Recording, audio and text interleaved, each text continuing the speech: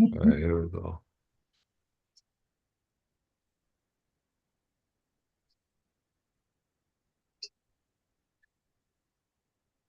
Not knocking nobody, right? Whatever the spirit show you.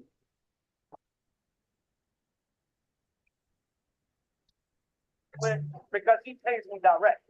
But she said, yo, I hit so she said I got hit for Drake, so when East Army. But you know, a lot of them was born into that Islam. A lot of you niggas became Muslims in jail. Right. You know what I'm saying? You don't even niggas spell Ramadan. Right. You got to do with Ramadan and free Palestine. Mama Dama. Palestine. Yeah. And stuff going on. It's a correct lesbian. Oh man, just do it out. Yeah. Do it out. Repent, sisters, repent. Right? The Lord said he has spoken who can but prophesy. Meaning, it's stuff going on all over the earth, man. The angels are busy, man. Right. Right, give me Zephaniah 3 and 5. Zephaniah 3, I believe is 5. This whole Palestine thing is revealing Amalek, man. Right, kind. Amalek is getting revealed, man. And they got some of these black Muslims talking about free Palestine. Yeah. Right? And first of all, Jake, unless you're from a city like Philly or Trenton, right, Newark, or what's another one? East Orange. But you know, a lot of them was born into that Islam. A lot of you niggas became Muslims in jail. right, You know what I'm saying? You don't even niggas spell Ramadan. right. What you got to do with Ramadan and free Palestine? Mama Dama. What's that Muslim rapper? They got this Muslim rapper. She's kind of popular. It's a sister. Okay. I'm not sure where she's from, but she up there talking about free. She's a Judah, but she's a Muslim. She up there talking about free Palestine. And the Palestinians don't give a damn about you. Right. You never seen them really fighting in your cause. Right. And if you seen them like at a Black Lives Matter march or nothing, that was clout chasing. Right. A lot of times when they march for us, it's for us to get sympathy. So when they cause, it's a million of us supposed to come out. Right. That's why the last video, we got no dog in this fight. Yeah, yeah. That's why they be so mad. Yeah, come. Because they feel like, nigga, I was there when George Floyd got choked. Right. Now a million of you niggas gotta come march with me, free Palestine. No. Right. That's why they so mad. We was bringing that out on the video. Because y'all feel a nigga don't have nothing, he's worth nothing. He's supposed to take up everybody. You like our attack dogs. Right. When we say sick 'em, you come sick 'em, you know? So it's like kryptonite to Superman because it's like, damn, if the nigga ain't helping us, we done. Right. The niggas are not helping us? Right. Right, because they look at us as the low of the low. Oh, read Deuteronomy 7:6. Book of Deuteronomy. His racism, his Muslim racism came out. Right, his Muslim racism came out. Secret things belongs to the Lord our God. Excuse me. Who's better than me? Right, you niggas are nothing. Everybody's better than you. Everybody's better than you. You niggas are nothing. That's how these Egyptians, Palestinians, Yemenites, that's how they think about us. Right. And you buying a damn chopped cheese for them every day. You know who? But we not taking up your cause. You know, Amalek, why I said, little reasons why I said Amalek is coming out, because Michael Rappaport was like, okay, we're going to remember when you need those, he was talking to show business people. Right. When you need those loans, in other words, he was threatening them. He's like, he was angry because he didn't understand how come he wasn't getting this overwhelming black support from the show business black people. So he says, remember when you need those loans. In other words, he's admitting they control that money. They control that money. He said, yeah, we're going to remember. Silent, out of conversations amongst my Jewish friends about the silence, the disappointment, the disappearing acts on some Doug Henning, David Blaine shit just disappeared, boom, in the air. A lot of people have disappeared. I'm telling you right now, we are making a list, we are checking it twice, and we already know who's been naughty or nice. You see that pun? You see that pun? I'm talking about the Jewish people, but I'm also talking Christmas carols. We will not forget. We're not suckers, so when you come around asking for this, that, and the third, come around asking for money, investments, and all that stuff, I promise you, I promise you, it's being discussed. A lot of conversations amongst my Jewish friends. So they're sister coming just out. Came out. Somebody posted on her Instagram. Some sister just came out. I mean, yo, the industry being exposed, man. Right. I watched the video the other night. This was real good. It was so good. I wanted to do a commentary on it. It was the 8 bodies of Diddy. Okay, right. 8 people that mysteriously died. Yeah. And Diddy is somehow connected to. Right. Right. They started with Biggie and Tupac, of course. Right. But this one was real good. Right. They brought receipts and everything. Right. But this whole thing being exposed, man. So now a sister just came out and she said, I'm about to expose the biggest label in the South. Right. She said the South, the biggest label, I'm guessing is So Def. Right, right. Dupree and them. I don't know who's the biggest in the South now. Right. I'm not sure. But she said I did hit record after hit record for this label and they have not paid me in 5 years. Wow. She said some of the biggest songs. Only reason why I'm not naming them because I'm protecting the artists. Right. But she said they refused to pay me my money. And she's asking everybody, should I expose them? Right. And, you know, the people like, hell yeah. You know what I'm saying? The people just want to hear some dirt. Yeah. You know what I'm saying? The drama and stuff, that brings, and the controversy brings viewership. But she's like, yo, I'm about to go in. She said, there's one artist that paid me and I still mess with because he pays me direct. But she said, yo, I hit songs. She said, I got hits for Drake. She named some of the artists. She said, Lil Baby or The Baby, whoever, I don't know. She said, hit song after hit song. Right. She said, I produced, I arranged, I mixed, I wrote some of the lyrics, everything. She said, they not paying me, I'm about to expose them. Right. So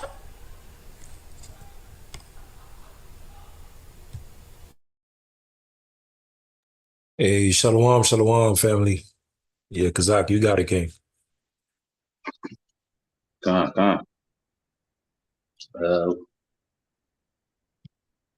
First and foremost, want to give all praise to Yahweh, by Hashem, Yahweh Shah. I want to say Shalom, right? Yahweh Hashem, Yahweh Shah, Ragatha to the brothers, Yahweh Hashem, Yahweh Shah, Shamar Tha to the sisters. All right, I'm going to just get into it. The lesson of this class will be never trust thine enemies. All right. This should be a lesson, a warning, right? And something that you might have to pick up, right? To learn so you can never trust your enemies. All right. We're going to start with Romans 15:4. God, this is the book of Romans, chapter 15 and verse 4.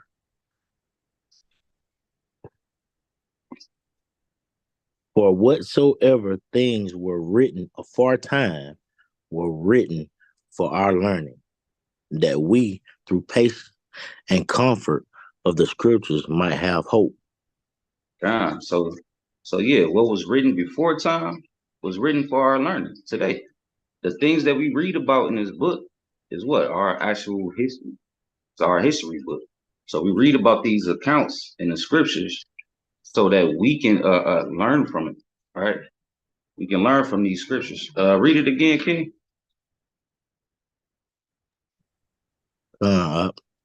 This is the book of Romans, chapter 15 and verse 4.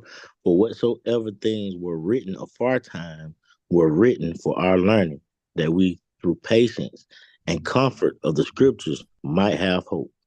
So yeah, we can learn from these words that we read, man. So we can have hope. We might have hope. Let's get Chaazaq 12:10. So we're gonna deal with never trusting our enemies, right? First, you gotta understand who are your enemies, right? So let's read 12:10. Chaazaq 12:10. And this is the book of Sirach, chapter 12 and verse 10, when you got to say, Khan.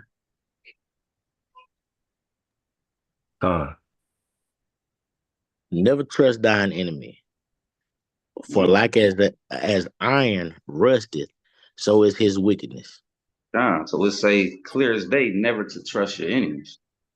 For like as iron rusted, so is his wickedness. All right. So that's a warning. And it's telling you not to trust your enemy, because what? His wickedness will be revealed. Right? It'll come out. All right. So let's read. Let's go to Psalms 83. And Salakia, Whenever you need to share the screen to put up whatever videos you got, King, you got the share button just in case. All right. Con. All right. What?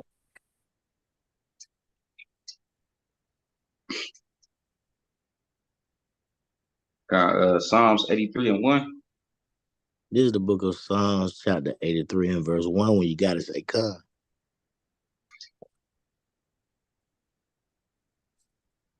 One.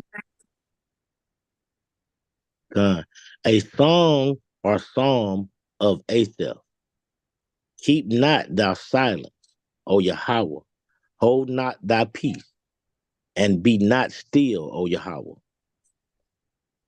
For lo, thine enemies make a tumult, and they that hate thee have lifted up the head. Con. So let's say thine enemies make a tumult, right? And they that hate thee have lifted up the head. So the people that it's about to read about hate the Most High God Yahweh, right? And the lifting up the head is the proudness. All right, they are a bunch of proud people. Okay, read 3. They have taken crafty counsel against thy people, and consulted against thy hidden ones. Right, crafty counsel. Okay, these nations of people have came together, right, in a council. Okay, against the hidden ones. Who are the hidden ones? The children of Israel, the Israelites. Okay, our people. All right, read. They have said, "Come, and let us cut them off from being a nation, that the name of Israel may be no more in remembrance." Right, that and they came together just to cut our name off. Right, so we won't be called the children of Israel no more. We won't call ourselves the children of Israel. Right, you read. For they have consulted together with one consent. They are confederate against thee. So all these nations came together on one consent, even if they didn't get along, but they got along and they consented together on this one thing to cut the name of Israel off. Okay, all right, read this out here. The tabernacles of Edom and The, the tab- Ishmaelites. the tabernacles of Edom is the first one on the hit list. Esau, Edom, right, and the Ishmaelites. Okay, these are the nations that came together, right, and these are the nations that is the enemy of God and the enemy of the Israelites. Read. And the Ishmaelites of Moab and the Hagarians. Hagarenes, Ishmaelites and Moab, Like right? So yeah, those are your so-called Arabs. Moab, those are the so-called Chinese, Asians, right? So we gonna deal with Esau, all right, because that's the main culprit. He the first one listed. Okay, we're gonna find out who Esau is. Let's go to Genesis 25.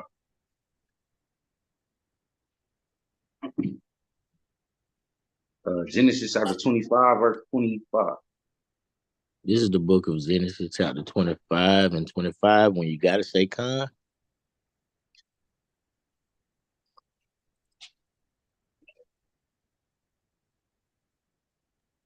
Con. Con. And the first came out red, all over like an hairy garment, and they call his name Esau. All right, so this is a story of Jacob and Esau, right? Okay, they was twins. All right, the first came out red all over like a hairy garment. Okay, and they called his name Esau. Okay, keep reading that.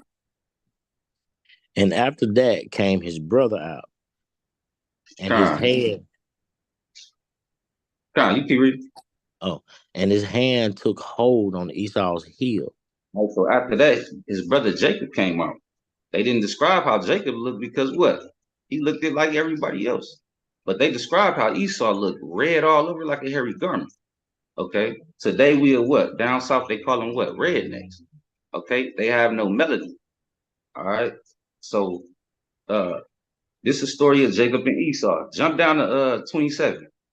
I mean Genesis chapter 27, verse 38. So like This is the book of Genesis 27 and 38. When you gotta say "Con."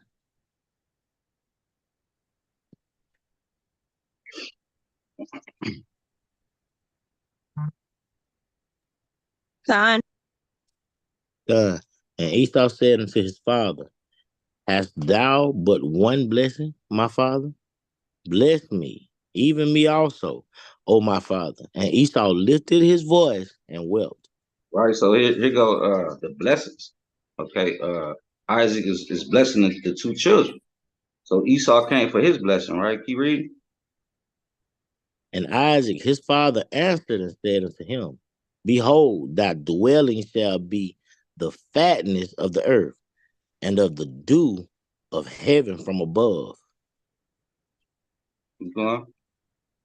And by thy sword shalt thou live, and shalt serve thy brother. And it shall come to pass, when thou shalt have the dominion, that thou shalt break his yoke from off thy neck. So one of the blessings that Esau got, right, was to rule the earth with the sword. All right. And we can look today, we can see who run the earth today or who rule the earth today. All right. And they ruled it, they took it over by the sword. All right. Your modern day sword, it could be what, a gun, a missile, right? Bombs.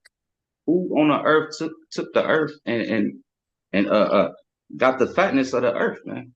Because what? He was blessed by with the sword by his father. 41.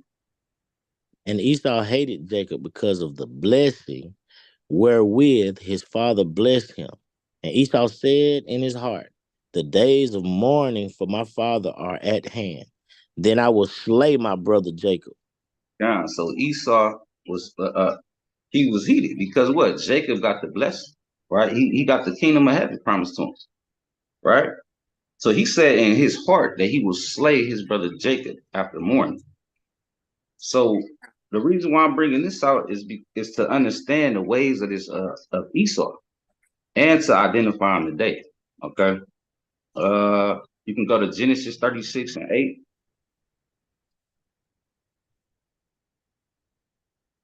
This is the book of Genesis, chapter 36 and verse 8. When you got it, say Con.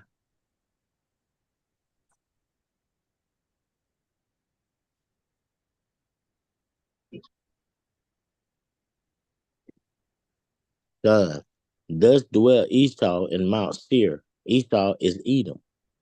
All right. Esau is Edom. Okay. That's another word for Esau. He called Edom, and he dwelled in Mount Seir. Read verse 1, 36 and 1. This is Genesis verse 36. Chapter 36 and verse 1. Now these are the generations of Esau, who is Edom. Right. Esau is Edom. Okay. So now that we got that understood, okay, we can let's get into some prophecy. All right. That's letting us know our what our enemy's thought process is according to us, right? Let's get Deuteronomy 28. Deuteronomy 28, verse 32. This is the book of Deuteronomy, chapter 28 and verse 32. When you got to say Con.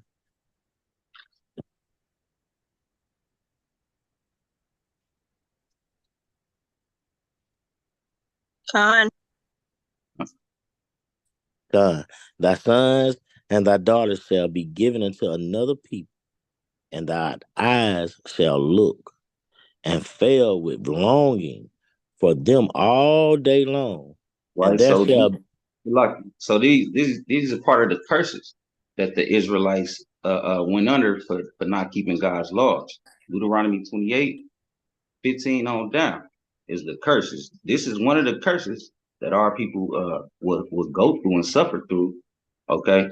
And they said that our daughters, our sons and our daughters shall be given into another people. Okay, and we shall have no might in our hand. Right. And we can see that happening to our people today. Or even when even when we was in slavery. Right. We didn't have any might to get our children back, man. All right. And then to this day, what you got, CPS, you got I think it's called DHS, Illinois or something like that, but this DHR. DHR. So this is a curse that's still on our people to this day. Read 33.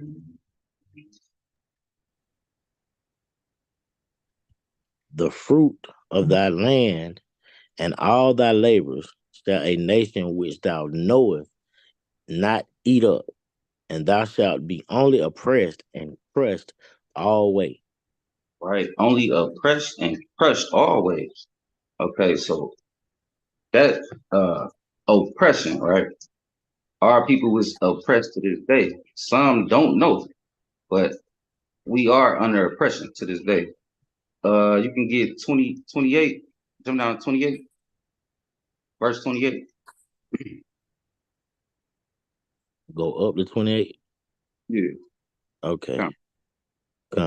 The Lord shall smite thee with madness and blindness and astonishment of heart.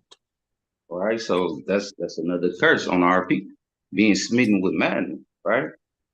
And it's more of like most of it is like a psychological disconnect, right?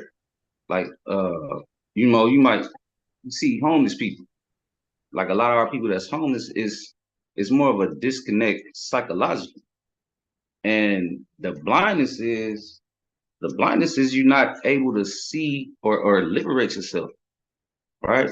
But it's through the oppression, right? It's through the curses that we going through, and our people trying to figure it out, right? You can get Ecclesiastes 4:1, King. This is the book of Ecclesiastes, chapter 4, and verse 1, when you got to say, Con.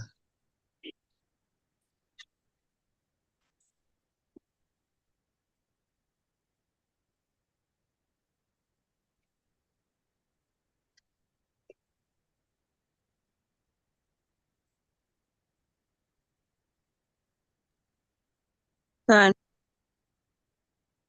So I returned, considered all the oppressions that are done under the sun, and behold, the tears of such as were oppressed, and they had no comforter.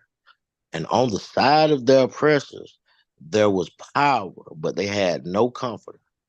Ah, man. So this and this is King Solomon right here, a wise man. He said that it was no, I mean, the oppression that our people going through, man, the tears that we having, and is no comforter. But the people that have the power are the oppressors. They got the powers like it, but they had no comforter, right? And that oppression, right? That oppression will cause, our people to they trust to start swaying, right? Like we go through it and we see the people doing it to us, right? But we get the questioning like, well, what the hell? What's going on, right? And then your trust will start swaying, like, well, maybe I should join with them, right? Your trust start swaying, and you don't know where to put your trust, right? But the Bible tell you to put your trust in the Most High and His laws, statutes, commandments, right? Let's get 7 and 7. Ecclesiastes 7 and 7, because it's a physical and mentally thing too, man. All right. This is the book of Ecclesiastes, chapter 7, and verse 7, when you got to say, Con. Yeah.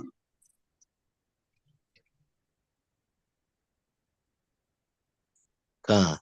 Surely oppression maketh a wise man mad, and a gift destroyeth the heart.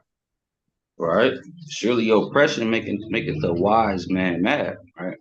And it's two kind of mads. All right. You got being angry because of oppression, right? But then you got crazy or bugged out or whatever. So the oppression that we suffer, right? We should be angry about it, but we shouldn't get bugged out or have us going mentally crazy. I'm gonna try to share this quick video. It's like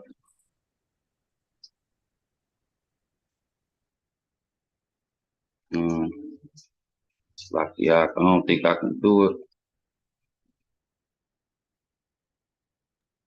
Yeah, Salaki, try to share screen. Share Share button. screen button. Yeah. and then it's gonna say screen on the top left. Click that, and then at the bottom left is gonna say share sound, and then press share on the far right.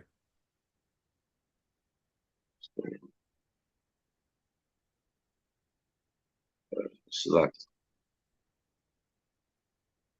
Load.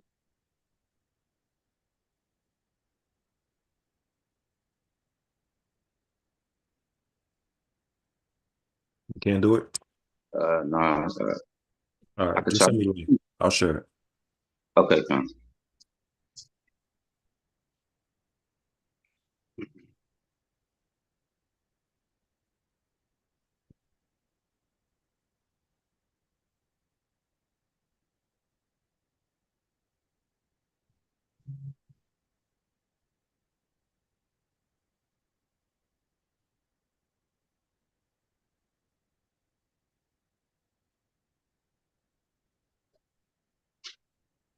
I just sent it to you, King. All right. I got it. Let me share it right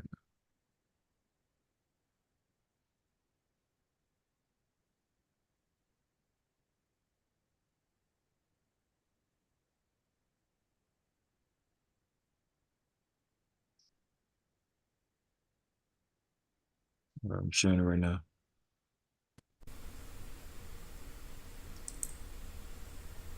Let go of his neck. He's not going.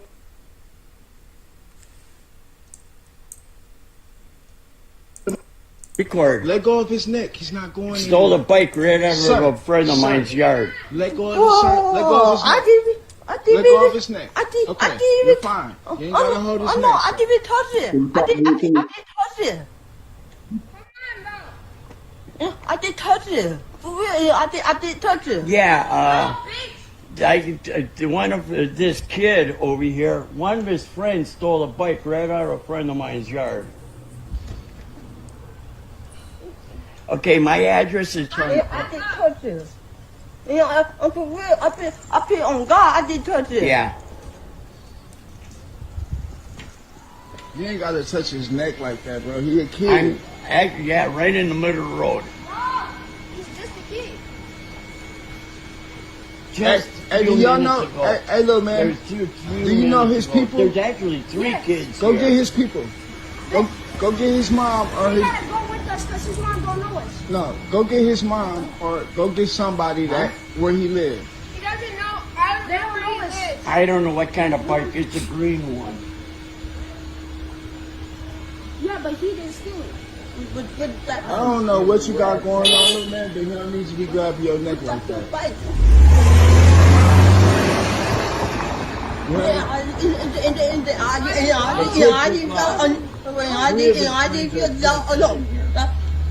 How did he get you? I did touch it though. I'm saying, how did he grab you? No, I didn't. He got me. He get on. He went. Yeah, he don't got no reason to be grabbing your neck. What? Say Sold. sir, I'm recording you. Let go. Yeah, can you hear me, Cap?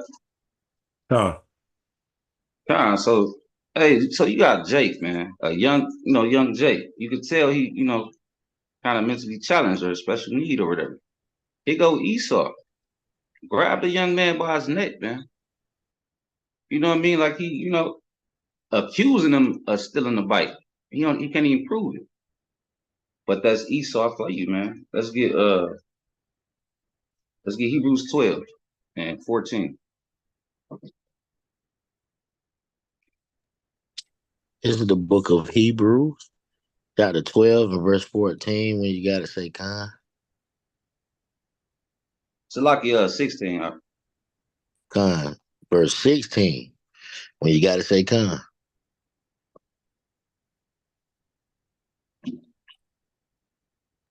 Khan. Lest there be any fornicator or profane person as Esau, who for one morsel of meat sold his birthright. Right, so his birthright, man. Lest there be any fornicator or profane person. Like these devils, these Edomites, man. They the most wicked, they the most evil, right?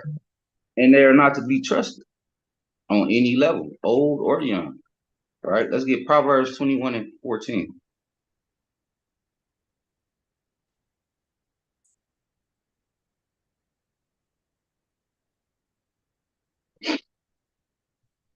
This is the book of Proverbs, chapter 21. And you say verse 14. Verse 14, when you got to say con.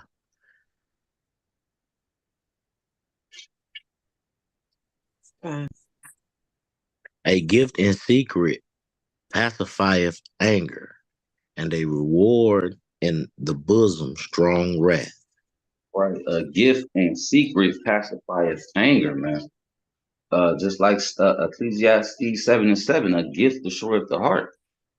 So that's the ways of the heathen, of our enemies, is to what? Come around, right? Talking all smooth, hit you with a little paper, or give you something that'll pacify you. And just to do what? Just to get over on you and take your spot. Go back to Sirach 12 and 10. 12 and 11. This is the book of Sirach, chapter 12, and verse 11, when you got to say con.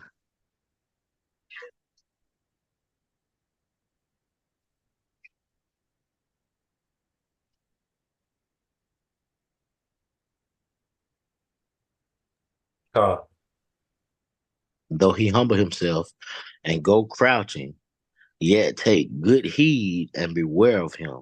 And thou shalt be unto him as if thou hadst wiped a looking glass. And thou Right. shalt know, oh, Salaki. Yeah, it say though he humble himself, right? Though he come, want to be friends and talking all smooth, right? Even his certain doctrines that he push out to you, right? And make it sound all smooth, man. Like though he come like that, beware of him, all right? And that's warning you to beware of him, man. Take good heed of him, right? Pay attention to him, all right? Because that's how the devil operate, man. Real crafty. So so yeah, and on top of that, man, it's like you really gotta beware of him, throughout your day-to-day life. The things you eat. All right. How many of y'all ever went to the grocery store thinking you getting like a beef sausage? But here you go, it say 100% beef, but it's put in a damn a pig casing. Like these are the tricks and the ways that the heathen do to our people, man. Because what they understand that if we keeping the laws of God, right, they they can't rule over us. Now, if they keep us in sin, they got all of the dominion over us, man. So yeah, these are the ways of the heathen, man. And our trust shouldn't be with them. All right, let's get Isaiah 39:1. This is the Isaiah. book. This is the book of Isaiah, chapter 39 and verse 1, when you got to say con.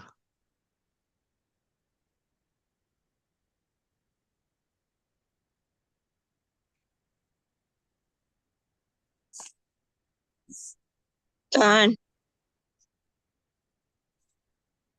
At that time, Merodachba, Ladan, the son of Baladan, king of Babylon, sent letters and a present of Hezekiah, for he had heard that he had been sick and was recovered. Right, so he go a heathen, man, sending letters and a present to Hezekiah. Hezekiah was kind of low and he was weak, he was kind of sick, right?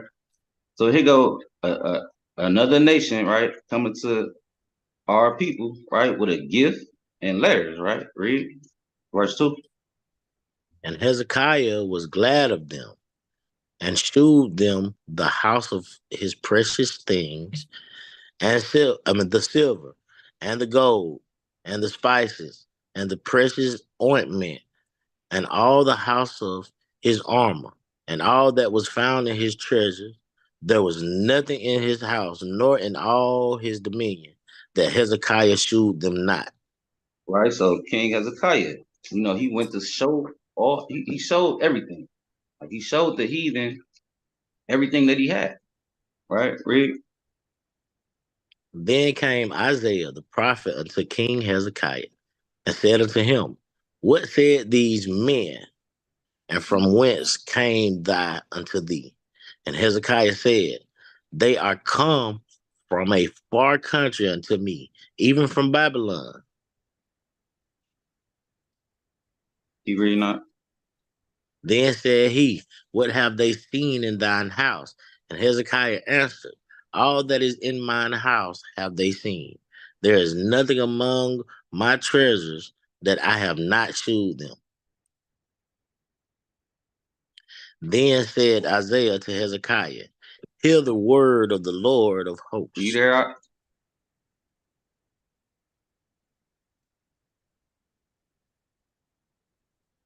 You hear me?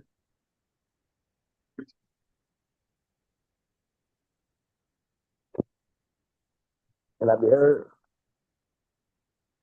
Can I hear you? Okay. You want me to keep reading? Yeah, come. Okay. Behold, the days come that all that is in thine house, and that which thy fathers have laid up in store until this day, shall be carried to Babylon. Nothing shall be left, said the Lord.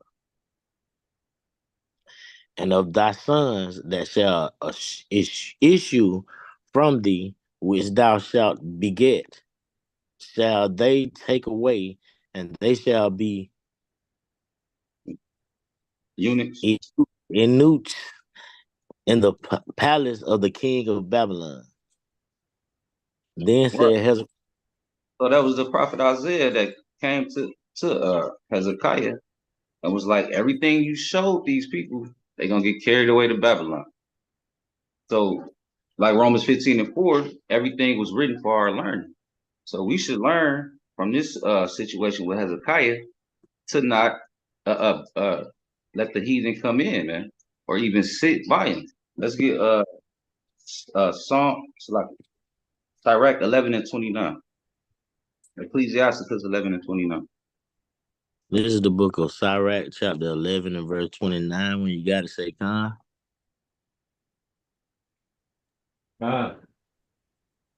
Bring not every man into thine house, for the deceitful man have many trains. Right. Hmm. So that's clear, man. Don't bring not every man into your house. Right. And definitely not a heathen, man, because what? They they only want to come around you, man, just to what? To take your position, to take your spot. All right. Let's go back to Sirach 12 and verse 16. This is the book of Sirach, chapter 12 and verse 16. When you got to say, Con. Uh 14. Start with 13. So like Con. Starting with 13. Who will pity a charmer that is bitten with a serpent, or any such as come nigh wild beasts? keep reading that. So one that goeth to a sinner and is defiled with him in his sins, who will pity? Right. Who will pity your charmer, man? Like the scriptures is written for our learning, and it's telling you that these heathens, man, and especially Esau, is a wild beast, man. And if you allow him to be around you, then you might get bit, man, because the devil gonna do what the devil gonna do. But you should trust in the Most High God and not your enemies, right? You can keep reading up. For a while he will abide with thee, but if thou begin to fall, he will not tarry. Right. For a while he'll abide with you, right? When everything going good. But as soon as you start fall, he gonna slip in and take your place. All right. Yeah. Read 16. Or you had something like? No, I'm just agreeing with you. Yeah. Anybody got a precept or want to say something, y'all can. You go to 16, King. Con, an enemy speaketh sweetly with his lips, but in his heart he imagineth how to throw thee into a pit. He will weep with his eyes, but if he find opportunity, he will not be satisfied with blood. And that's the wisdom that the scriptures deal with, man, to teach us so we can learn from, so we can never do the mistakes that our forefathers did, right? Salakia. I got a not a precept, but like in y'all city, remember, unfortunately, with the sister who went out with Esau, she trusted him, and unfortunately, she paid with her life. I was gonna bring that out, King. Yep. Yeah, man, that was sad. You know what I mean? Cap, matter of fact, Cap, if you can play that.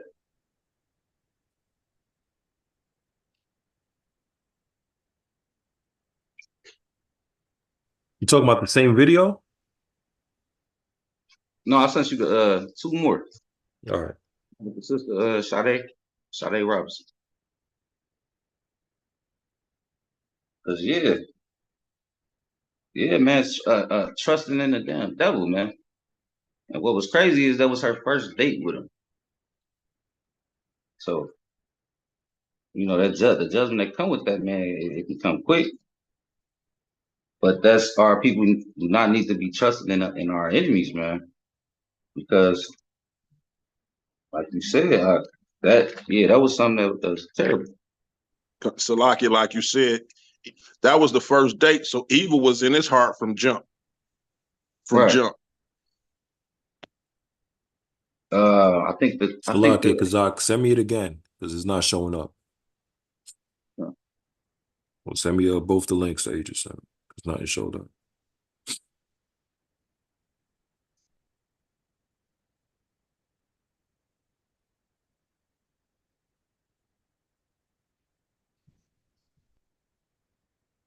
Esau out here choke slamming people like he the damn Undertaker. The hell is this, man? The dude that was stopping him was scared. He's supposed to bomb on him.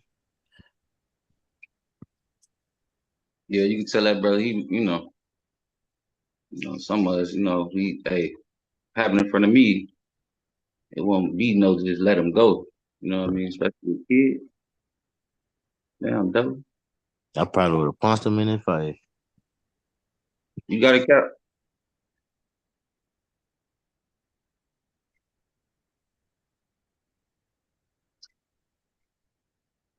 Let's see.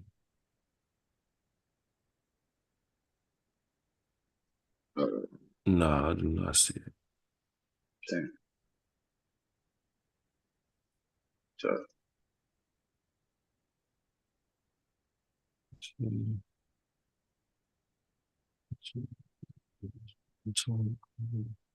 gonna send a link, Kenny. All right.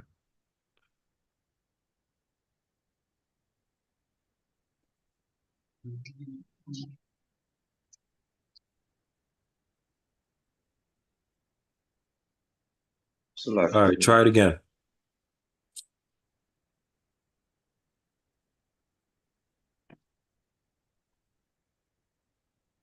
Yeah, the only link I got is the one you sent me with the deal with the voice. Yeah.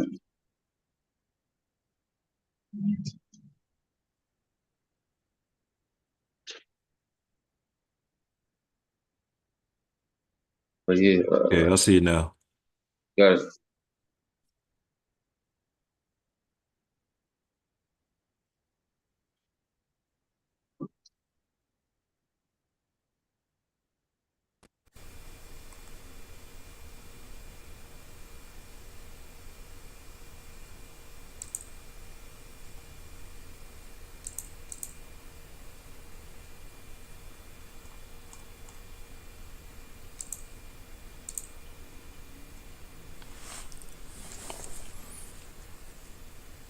All right, I see it now. The 19-year-old woman police say was killed and dismembered after a first date. Christina Van Zels is live in South Milwaukee. That's where those body parts were found. Christina, what do we know? Ted, when it comes to this area, it's technically closed off, but people who live around here say many still walk along the shoreline and the beach. Investigators tell us that they already had scheduled a sonar boat detection to go out and search Lake Michigan tomorrow before this discovery. But today, Chaazaq Robinson's loved ones were out here searching for any additional clues they could find. Just the brutality of everything. It's an investigation leaving people in Milwaukee County speechless. Cutting up someone's body is just, it's hard to even say the word. Investigators say a person walking the beach spotted human remains around 7:30 Thursday morning. The sheriff's office says a torso and arm were found, believed to belong to Chaazaq Robinson. She is the 19-year-old authorities say was killed and dismembered on April 1st. And I think I'm grateful that they're finding more of her remains. Hopefully that'll bring closure to the family, but it doesn't make it any easier. 33-year-old Maxwell Anderson is the man charged. Investigators say the two were on a first date. It comes after weeks of searches for the rest of her remains. Robinson's leg was found in Warnemont Park in Cudahy, and then additional remains were found in 3 locations in Milwaukee County. It's scary nowadays that you have to worry about stuff like that. Thursday, the Anderson family issued a statement before the additional remains were found. It reads in part, "I would like to express our deepest sympathy and heartfelt condolences to the family and loved ones of Chaazaq Robinson. We are shocked and devastated by her senseless death, and we join the entire community in celebrating Chaazaq's life." Robinson's loved ones search the area and say they won't find closure until all of her remains are found. The Milwaukee County Sheriff's Office is asking anyone, if you have something that can help their investigation, give them a call. You could even do that anonymously. As for Maxwell Anderson, he is due back in court on Monday. Reporting live in South Milwaukee, Christina Van Zelst, Fox 6 News. It was a different time when I served. I felt confident in the work I did. Yeah, man. So Thing. Could you read that last scripture one more time? that's Sharpens 12:16. Yeah, that's the last one you read, right? That was the last one. Yeah, go ahead. Read that again, man. Sirach 12:16. An enemy speaketh sweetly with his lips, but in his heart he imagineth how to throw thee into a pit. He will weep with his eyes, but if he find opportunity, he will not be satisfied with blood. Sister, you so cute. Man, I can't wait to go out with you. You're so beautiful, man. You know, I ain't never had a beautiful shorty like you. We gonna go and take a walk on the beach. We got a nice scenery down there. You know, I want to show you around, show you off to everybody.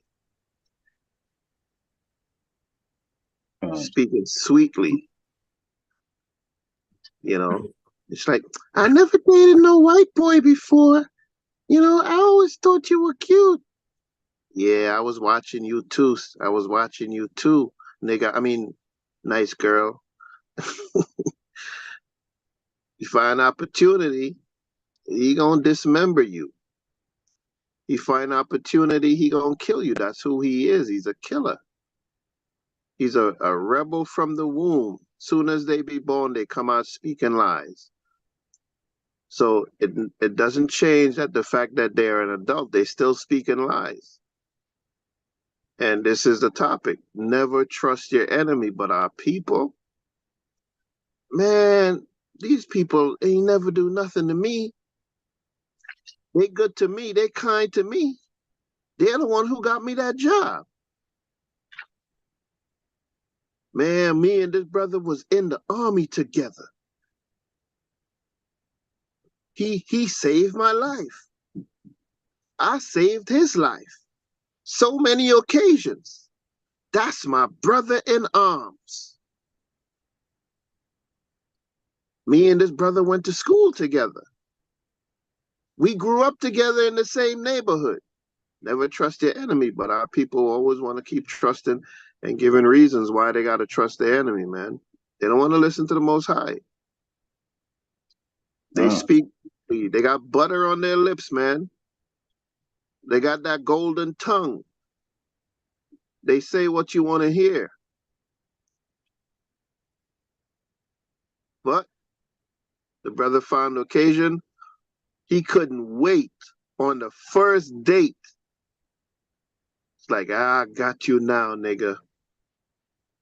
And now, and look how cute that girl was, man. That's a beautiful black sister, man.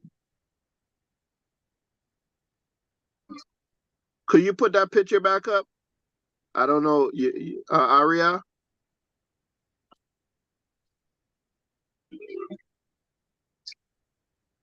If you could put the picture of that sister back up.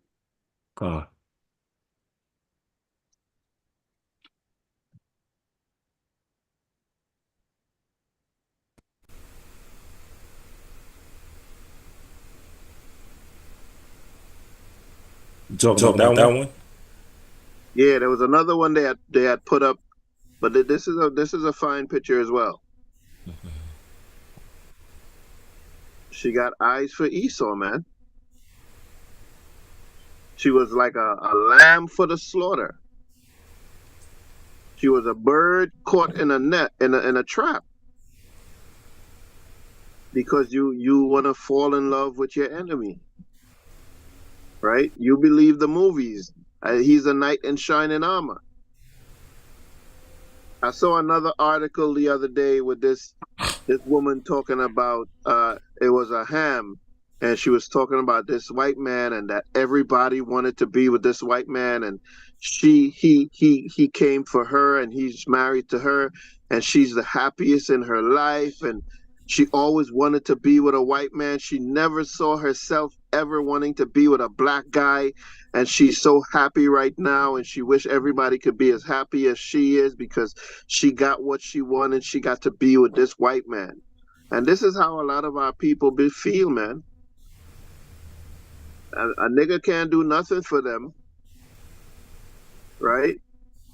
But this white man is gonna bring them safety and protection and love. But nah, that's not what's in their heart based on the scripture, man. They ain't got no love in their heart for us, man. But a lot of our people wanna, even for the brothers, it's not just on the sisters. It's like a lot of times our brothers get to a certain level, and the epitome of greatness is to have some little white chick on your arm. You know? Salaki. Go ahead. I got one that I was gonna send to the chat that you could play. This little white boy done to this black boy, and I'm gonna put it in the chat. I either put it in the chat or I could send it to Ariana. Yeah, we see the link in the How this chat. white boy done his so-called, he was so-called friend of the black boy and did him he did him.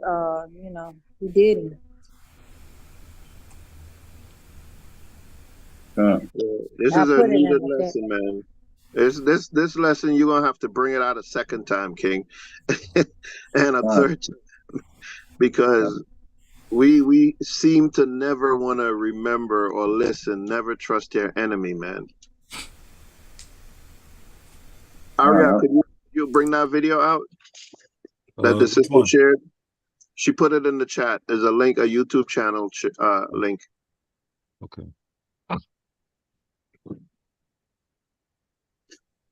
That was the pilot. Huh.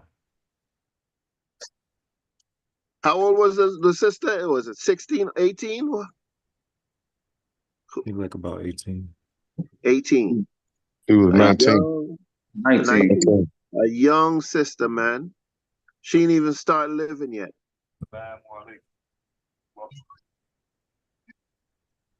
And she's probably thinking, yeah, I made it. I got me a white boy. Ooh. Mama, you're going to be so proud of me. I ain't bringing no niggas home to you. I'm bringing Go mess ahead, home. All right, this one is 12 minutes. Just to let y'all know. Yeah, just see if you could jump to the meat of it. All right, let's see.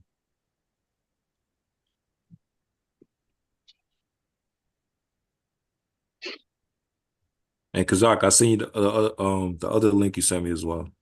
Hey, Salakia, Go ahead, okay. before you play that video, I just wanted to touch on something about with that sister as well, being 19 years old, man.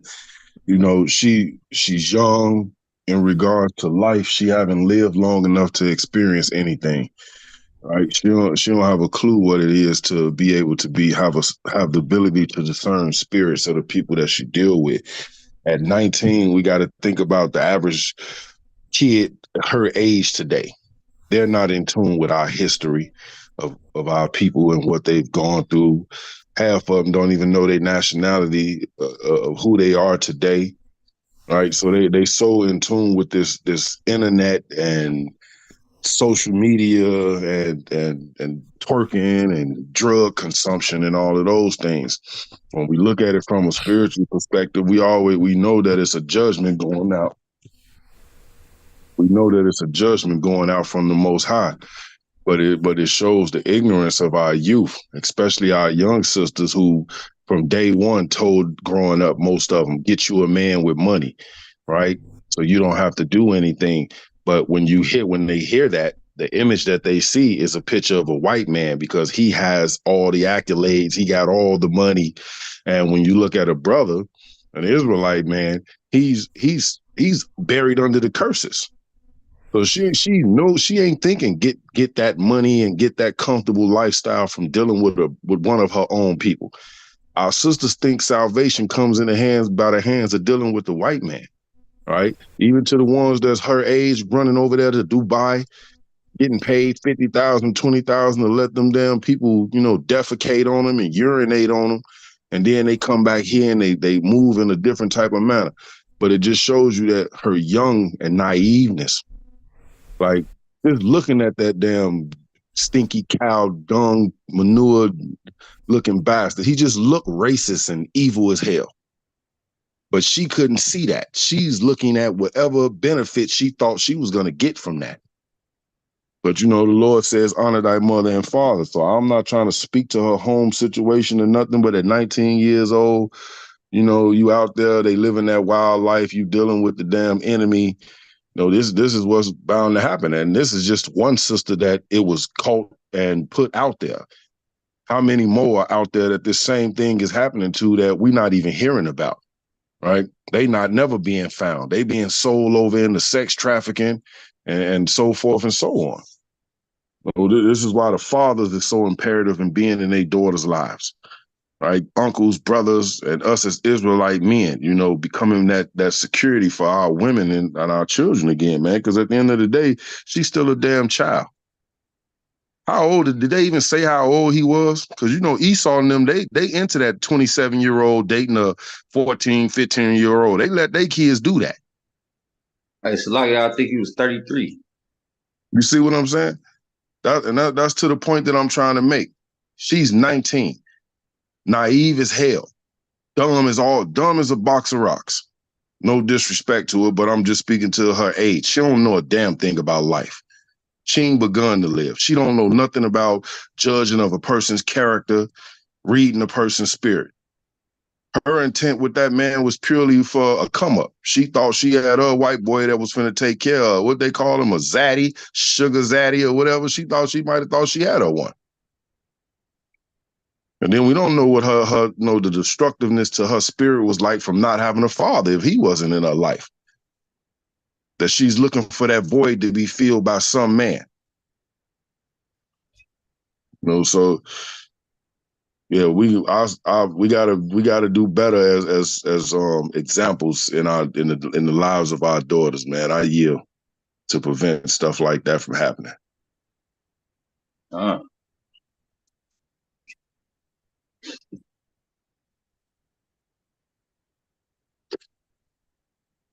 I think the bar you trying to get in? God, I was trying to land me back off of what Dave said, because the Lord actually said that those things was happening, or those things was gonna happen, right? Kind of verbatim, right?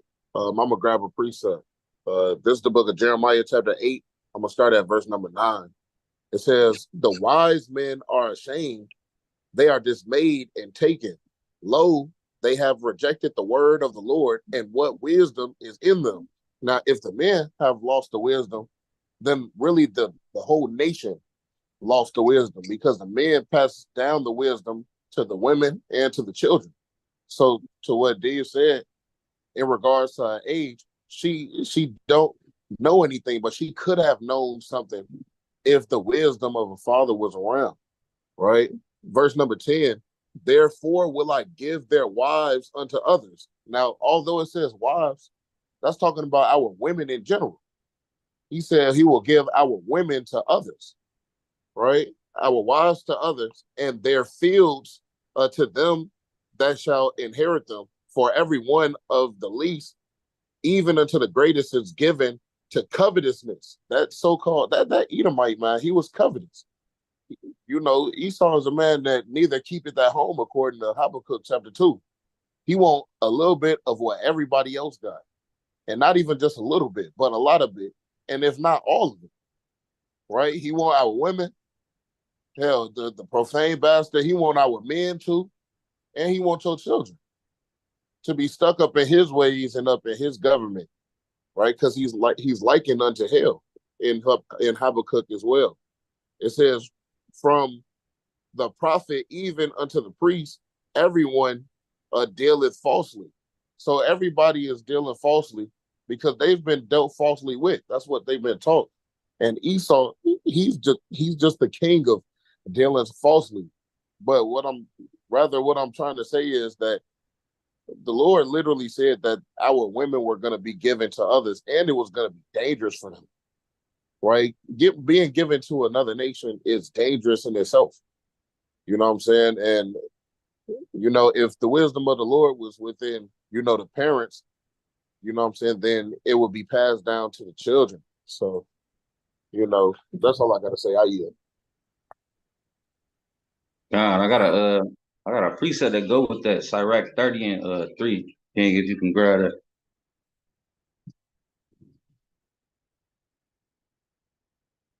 Cause yeah, I mean, we all saying the same thing. If the parents would had knowledge of these scriptures, man, and that child would know how to, you know, maneuver and who to deal with and not to deal with, right? Chaazaq 30 and 3. This is the book of Chaazaq, chapter 30 and verse 3, when you got to say, Khan. He that teacheth his son grieveth the enemy, and before his friends he shall rejoice of him. Right? So he that teaches his son, you know, or daughter, grieveth the enemy. And what's the one thing that we should be teaching our sons and daughters is what? The ways of the Most High, the law, statutes, and commandments. Right? He said, well, Proverbs 22 and 6. This is the book of Proverbs, chapter 22 and verse 6, when you got to say, Khan.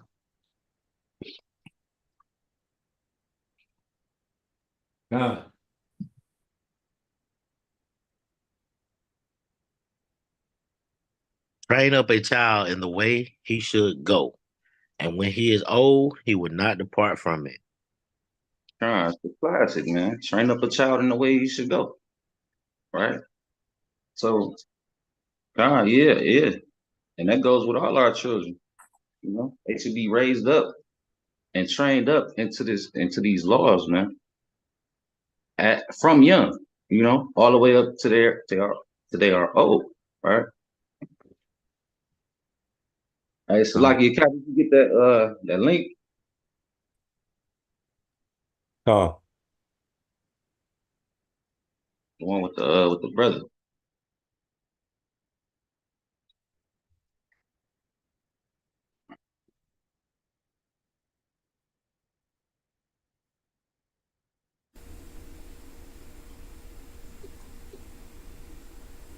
And answers and act. A man found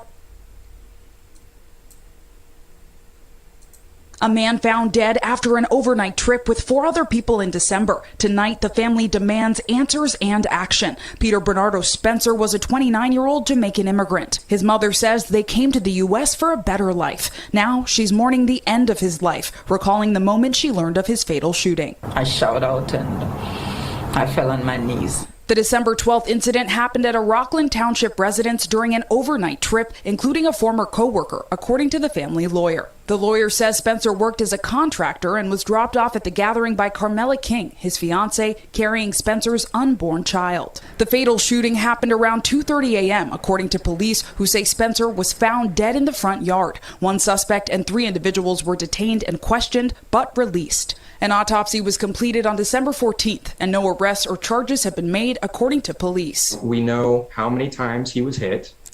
It was 9 times. There may be as many as 7 shots to the back. Police have not confirmed how many times he was hit, but say multiple firearms, ballistic evidence, and controlled substances were seized from the scene. I worked on JFK, RFK, MLK, O.J. Simpson. This remains among the most puzzling as to what in the hell took place. The family hired their own medical expert, world-renowned Dr. Cyril Wett, to examine Spencer. The delay is being caused by the DA and or the police. This is not acceptable. What additional information do you need, given that you've already examined the body?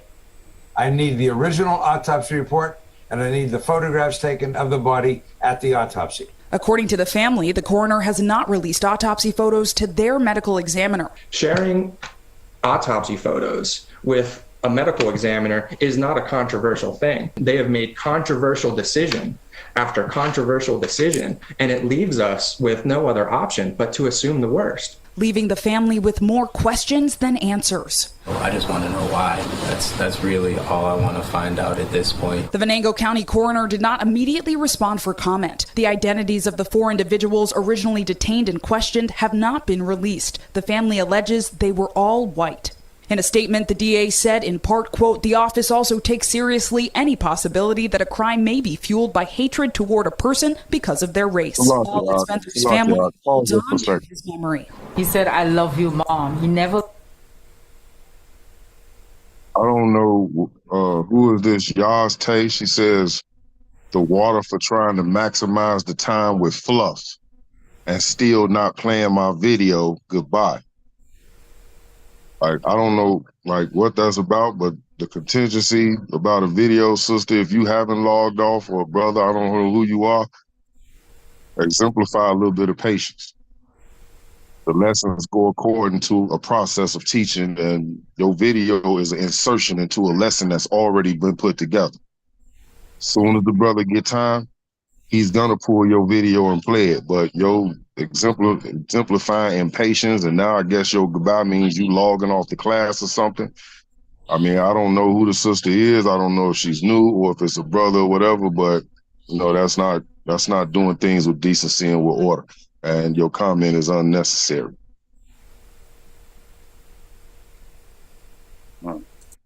Yeah, I'm gonna check that.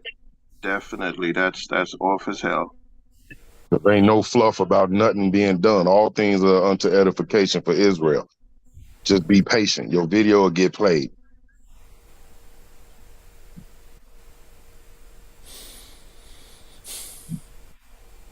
left the phone off his phone. After controversial decision, and it leaves us with no other option but to assume the worst, leaving the family with more questions than answers. I just want to know why. That's really all I want to find out at this point. The Venango County coroner did not immediately respond for comment. The identities of the 4 individuals originally detained and questioned have not been released. The family alleges they were all white. In a statement, the DA said, in part, quote, "The office also takes seriously any possibility that a crime may be fueled by hatred toward a person because of their race." Aldous Spencer's family holds on to his memory. He said, "I love you, Mom." He never left the phone off his phone without saying, "I love you. Come and give me a hug." He never just said, "Mom." He said, "Madre." All right, we're hearing from the family there at the end of the story. Zinclay, as you mentioned, the family is still waiting for more information. There's a lot of questions surrounding this case so far. What are they hoping happens with these potential lawsuits? Yeah, Tom. So I asked the family if they plan to sue. Their lawyer did not go into specifics, but did say that they're at the initial stage of the investigation and a lawsuit is likely to come. Meanwhile, the police in a report urged the public to, quote, remain patient. The county DA even said the ongoing investigation could take 4 to 6 weeks prior to making a charging decision. So really, this is something we're going to have to track and see, Tom. No. Man, another example of why you shouldn't trust your enemies, man. That brother, they said he got shot 9 times, 7 of them in his back. That's the way of the enemy, man. Let's get Psalms 55 and 21, King. This is the book of Psalms, chapter 55 and verse 21, when you got to say, Con. God. God. The words of his mouth were smoother than butter, but war was in his heart. His words softer than oil, yet were they drawn swords. All right. And there you go. That's him. His words.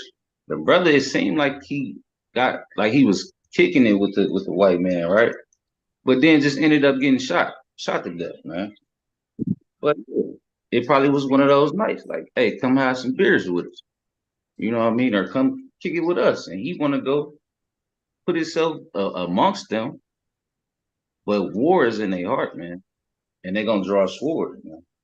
So, What did they say he was? Like a engineer or designer or something like. He had one of them old top type jobs, right?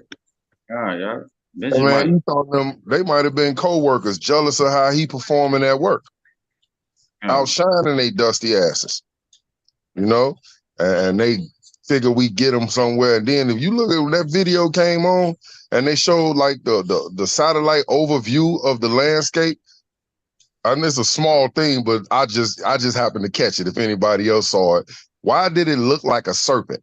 Like if you go back to that video and look at it, the second portion when it first come on, and they show the overhead part with the grass and everything, it literally looked like a damn serpent.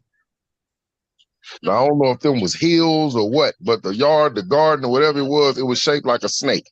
And then it could have been Esau and them jealousy over him, man, that led him to kill him.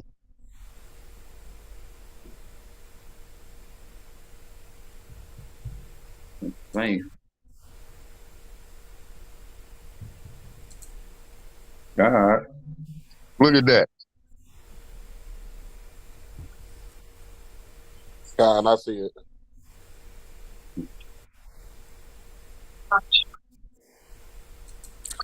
Hey, Salakia. That's the serpent in the Garden of Eden. Man. That's crazy shit. Yeah, man, playing in the devil's playground, man. But let's get Ecclesiastes 1 and 9. This is the book of Ecclesiastes, chapter 1 and verse 9, when you got to say, Con.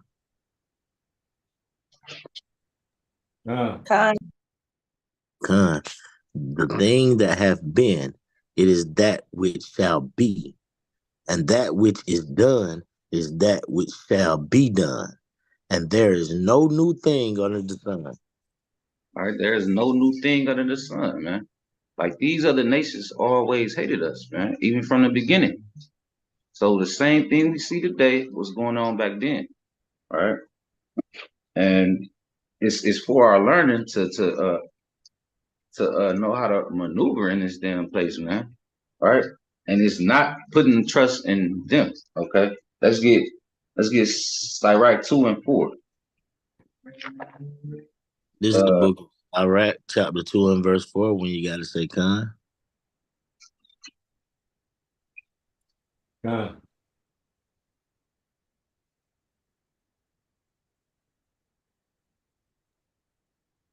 He take cheerfully and be patient when thou art changed to a lower state. Can I read it again? Huh? Whatsoever is brought upon thee, take cheerfully, and be patient when thou art changed to a lower state. All right, so this is letting us know, hey, when we are brought down, I mean, when we at a lower state, take it cheerfully, man. Whatever comes your way is coming to you, you know, so you can endure through it, man, and take it cheerfully. We might run into some troubles, man, dealing with these people, man. All right, but we should take our we should take it cheerfully. Uh, let's get Acts 5:40.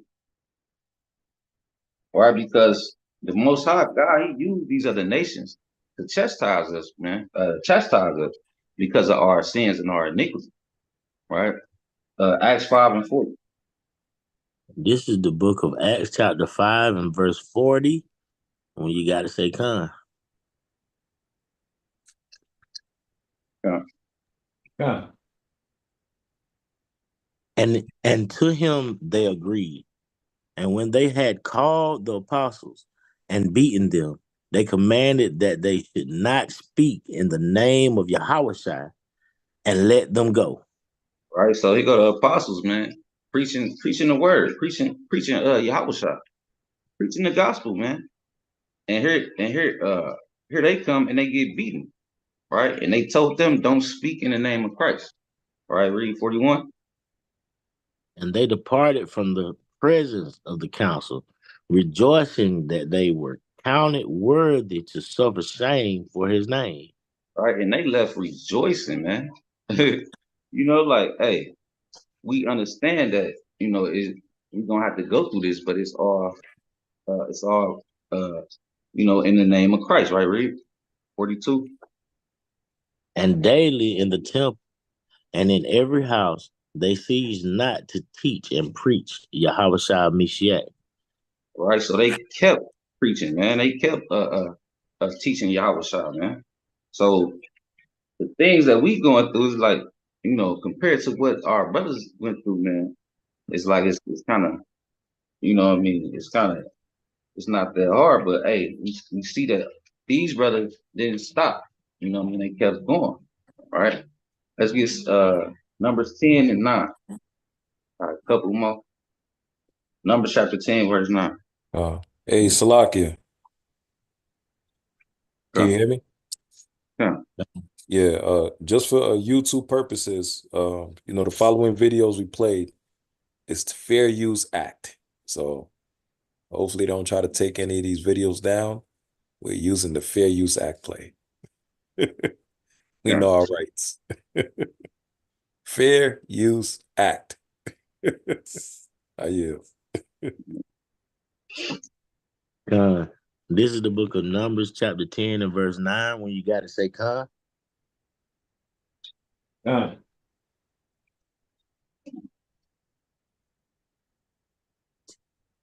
And if ye go to war in your land against the enemy that oppresseth you, then ye shall blow an alarm with the trumpets, and ye shall be remembered before the Lord your God, and ye shall be saved from your enemies.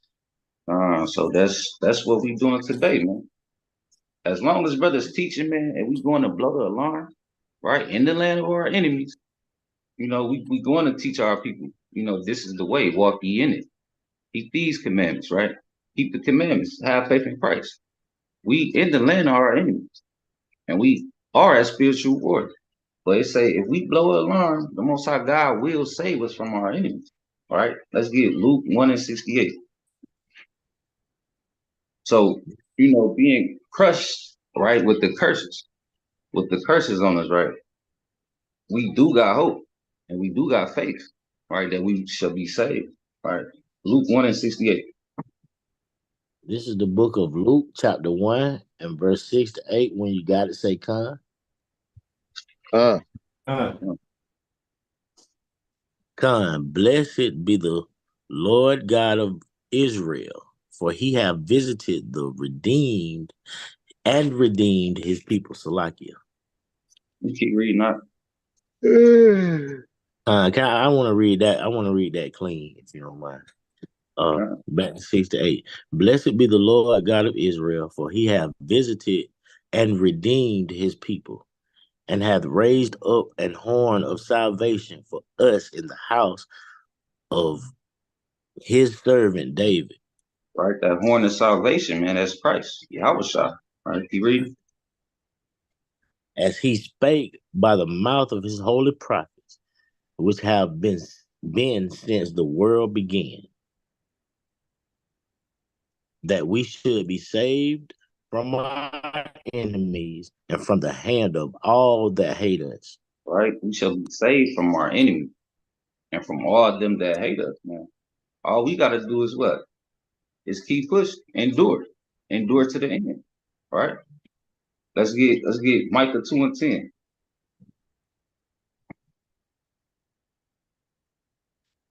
This is the book of Micah, chapter 2 and verse 10. When you got it, say Con.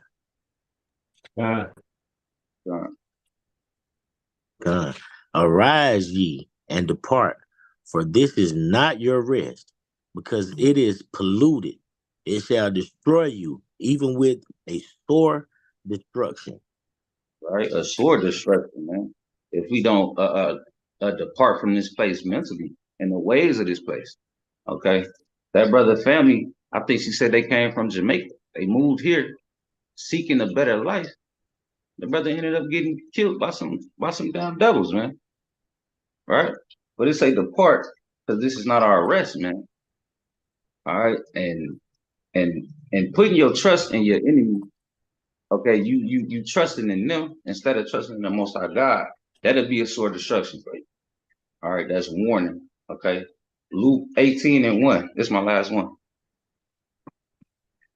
This is the book of Luke, chapter 18 and verse 1. When you got it, say Con. God. And he spake a parable unto them to this end, that men ought to always to pray and not to faint. You keep reading on. Oh, Salaki, saying, there was in a city a judge which feared not Yahweh, neither regarded man. Right. And there was a widow in the city, and she came unto him, saying, avenge me of mine adversary. And he would not for a while, but afterward he said within himself, though I fear not Yahweh, nor regard man, yet because this widow troubleth me, I will avenge her, lest by her continual coming she weary me. You can keep reading. And the Lord said, hear what the unjust judge said. And shall not Yahweh avenge his own elect, which cry day and night unto him, though he bear long with them? I tell you that he will avenge them speedily. Nevertheless, when the Son of Man cometh, shall he find faith on the earth? Man, that's Yahweh saying, hey, for his elect, he will avenge them speedily. All right, we in the last days. It's time for us to get ourselves together, man, and have that faith in Christ that he gonna come avenge us and deliver us from our enemies, man. So with that, we say all praise to Yahweh by Hashem Yahweh Shah in the class right there. Precept, precept. And Salakia, after the precept, I got the video the sister was talking about. It's a good video. So go ahead, King. Hey, this is the I got the flow out. Come. All right, this to the point what the sister, what the brother mother was saying about her coming to America trying to, have a better life, right?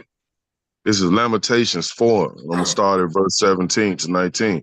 As for us, our eyes as yet fail for our vain help, and our watching, we have watched for a nation that could not save us, right?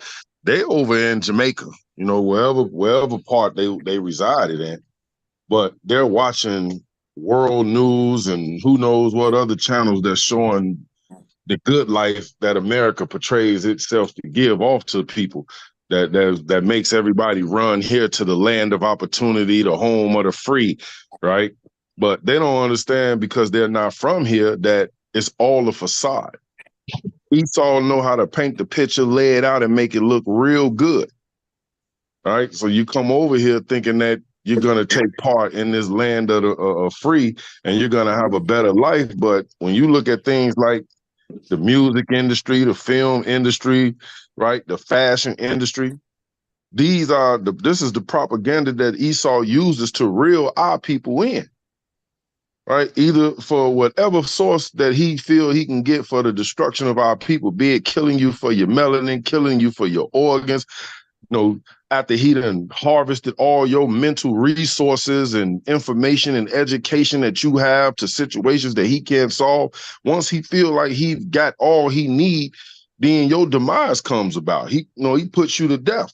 And our people fall into that trap because we so far down at the bottom under these curses that we can't look to our people and get help, because our people has no foundations. Our people have no infrastructures. So we have to move within the workings of Esau's kingdom, right? But if you don't understand that, then you'll be a victim of it, right? It says they hunt our steps, that we cannot go in our streets, right? Because this world was made for us. And I can't remember the precept, but the scripture says wherever we put our feet, that's our land. We own all of this. But yet Esau hunts our steps. No matter where we go, he's watching us. He's paying attention to everything that we do. And then he figure out some kind of way to slither his way into the mix of what we're doing and steal our resources, right? He becomes the Jude 1 and 4, the Galatians 2 and 4, and the Jude 1 and 4 cat, right? He comes in amongst us, right? It says our end is near. Our days are fulfilled and our end is coming, right? Because we know that we're in the last days. Israel is waking up, right? Yahushua is on his way to return. And Esau also from the left-hand side is ramping up his wickedness, right? He's increasing in trying to bring about the demise of the children of Israel, because before it wasn't an urgency because we didn't know who we were. But now that we know who we are and we're waking up in large numbers, he gotta try to, and he has to increase the process of destroying us physically, right? Not so much as just the mental aspect. Now we have to start dying off, right? Bringing in that Jacob's trouble, because he want to knock as many of us off before Yahushua return. It says our persecutors are swifter than the eagles of heaven, right? Not for those who don't understand, it's not talking about the third heaven where Yahushua and Yahweh resides. The clouds, in the clouds and above the clouds is considered heavens as well, right? They pursue us upon mountains. They sit up on their high places, be it in the corporate Fortune 500 office, all right? The head of the damn police department, the White House, the governor's office, the alderman's damn office, the mayor's office. All of these are the high places that he looks down upon our people in the low places, right? Because to speak to the definition of the Jews, but we're going to just apply that to Israel in general, it says that that's the place, the ghetto. It's the place where the Jews dwell, i.e. the ghetto, the slums. The lower places in this society is where the children of Israel dwell at. He pursue us. They lay wait for us in the wilderness, right? And even to that brother, when you see the picture, it look like they killed him in a damn wilderness, right? And spiritually, we're in the second wilderness, being reproved before Yahushua returns to put us on them chariots, man, and destroy this wicked place. So while we're in this wilderness, striving every day to stay diligent in this walk, Esau is laying snares and pit traps all around us, man, and we have to be vigilant. We got to stay diligent, and we got to keep our head up and paying attention, man, and we got to watch out for each other and make sure that brothers and sisters is not falling into these snares and these pit traps of Esau, man. And I yield on that. Oh, Hey, speaking of wilderness, let me play this video. And beautiful lesson again, King. Chaazaq as well. Let me play this one.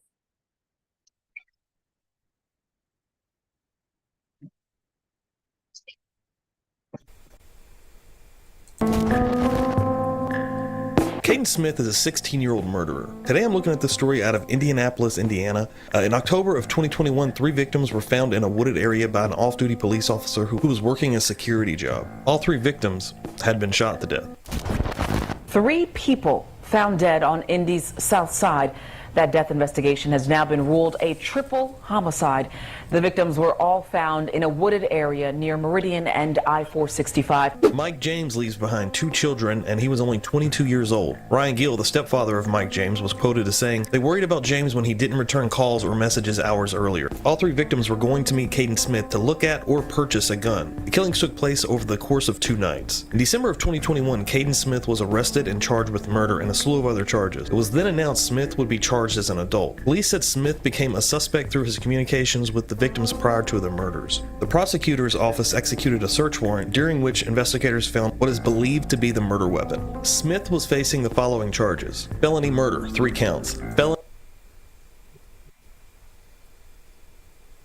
This is all Esau, who had 3 friends, 3 black friends, so-called black friends, and he lured them into the woods.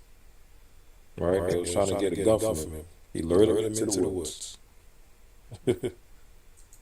Felony robbery resulting in serious bodily injury, 3 counts. Felony dangerous possession of a machine gun. Misdemeanor dangerous possession of a firearm. Felony possession of methamphetamine. Misdemeanor resisting law enforcement. Misdemeanor possession of marijuana. Fast forward 1 year to October of 2022. While Caden Smith was supposed to be in a Marion Supreme Court Monday morning for his trial, he's instead headed home with a GPS device on his ankle. Teenager charged with killing 3 people found near Southern Plaza a year ago is on electronic monitoring tonight at home. A judge ordered Caden Smith to be released on bond, and it comes as the state appeals the court's order to exclude certain crucial evidence from his murder trial. As CBS 4's Russ McQuaid shows us, that ruling has left the victims' families frustrated in their quest for justice. Hey, Shalaki, this dude get to sit home and play video games, cruise the internet, order Uber Eats, do all of the things he's doing from his white home, and he killed 3 people. This is crazy. They let him stay at home. He had the ankle monitor instead of putting him in prison for life. They basically gave him a pass. That's a major pass. Yeah. You can be sitting at home with an ankle monitor on for murder, playing video games, and they saying we gonna keep some crucial information from the case. We ain't gonna make that be known. Right. And look at his rap sheet. That's probably the stuff they showing and not the stuff that they hiding. Jeez. Wow. Never trust thy enemy, man. So lucky, real quick. Can you go back to that picture that was just up of all the counts? How do you have felony dangerous possession of a machine gun but misdemeanor dangerous possession of a firearm? That don't even make sense to me. That's why scripture tell us to feed the flock of the slaughter, whose possessors slay them and hold themselves not guilty. Like how do you have a felony possession of a machine gun but a misdemeanor dangerous possession of a fire? That doesn't make any sense at all. So this country show you plain and simple, they'll dim the light of their own so-called justice system on their people just for the sake of mercy for their own people. But for you, there is no mercy at all. It don't matter. The police tell you to put your hands in the air and identify yourself. You bet not reach for your wallet, man. All right? You gonna look like Swiss cheese, man. All right? They give you 4-5 orders that all contradict themselves, just waiting for you to make the wrong mistake. And if you don't do what they say, they're going to pop you anyway. You know what I'm saying? It just shows how this system is made for our people to fall either in the prison or to be killed without mercy, executed. I yield. Oh, God. Bond, and it comes as the state appeals the court's order to exclude certain crucial evidence from his murder trial. As CBS 4's Russ McQuaid shows us, that ruling has left the victims' families frustrated in their quest for justice. The teenager's lawyer was successful in getting the judge to toss out the search warrant that yielded the evidence that tied him to the murders of all 3 victims. Homicide detectives said they found bullet fragments in the bodies of Thomas and Mubarak that matched a gun found in Smith's house. A cell phone and drugs were tossed out as evidence, as the lawyer argued it was an invalid search because police could not have known they would find the murder weapon in Smith's house.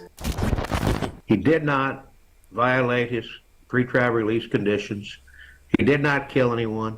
He has not had and did not have any guns, has not had and did not have any marijuana. The judge agreed with the lawyer shockingly and let Smith go home with only the monitor on his ankle. James' mother, who was a former Chicago police officer, said, "It looks like IMPD, they did their job and they did it actually in a timely manner. We're here today as we're confused as to why the evidence is being suppressed." The Indiana Attorney General is in the process of drafting an appeal to the Indiana Court of Appeals, arguing that the officers had probable cause from credible witnesses that Smith had guns. Evelyn Nilsson said that Thomas told her he said he was going to go out and hang out with his friend Caden. "That's what he told me. Joseph was a friend of mine. Joseph had no idea that his friend would turn around and do this to him." Police also found on Smith's web searches homicide lawyer cost and does freezing a gun remove DNA. Freedom didn't last long for Caden Smith. On his 18th birthday, he decided to celebrate with a female friend in her brother's house.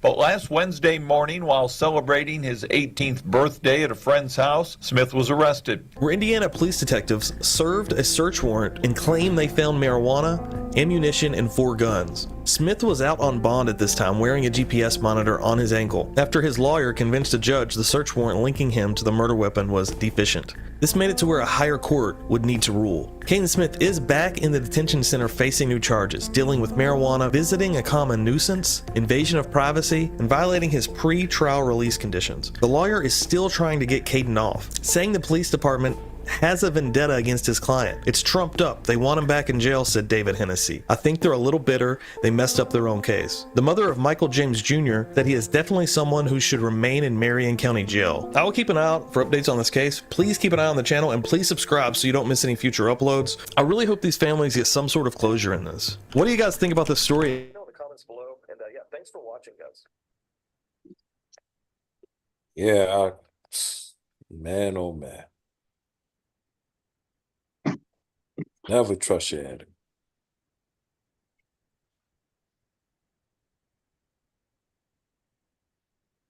Never trust thine enemy. Lord of mercy. God. Well, praise you. How about Shemel Shai? The Tuesday Iron Sharpening Iron class. Brother Chaazaq is done with the lesson. Any comments? Any questions? We yield before we close out with the prayer. God? Yeah, man. These type of lessons, they need to serve as reminders, man. Because when you around Esau at your workplace, I know some people will probably be like, "This devil isn't that bad of a devil." You know? No, you need to be reminded that even the most innocent looking Edomite, and none of them look innocent, all of them are hateful bastards. I'm going to say it, all of them, every single one. Every single one, from the ones that kissed the boot at Cap to the corporate office, man. Like, this need to serve as a reminder every time. God. Hey, Yazian, let me get one precept before we close out with the Lord's Prayer. Let me get Sirach 12 and verse number 16. This is the book of Sirach, chapter 12 and verse 16, when you got to say, "Con." Con. "An enemy speaketh sweetly with his lips. So like, but in his heart, he imagined how to throw thee into a pit.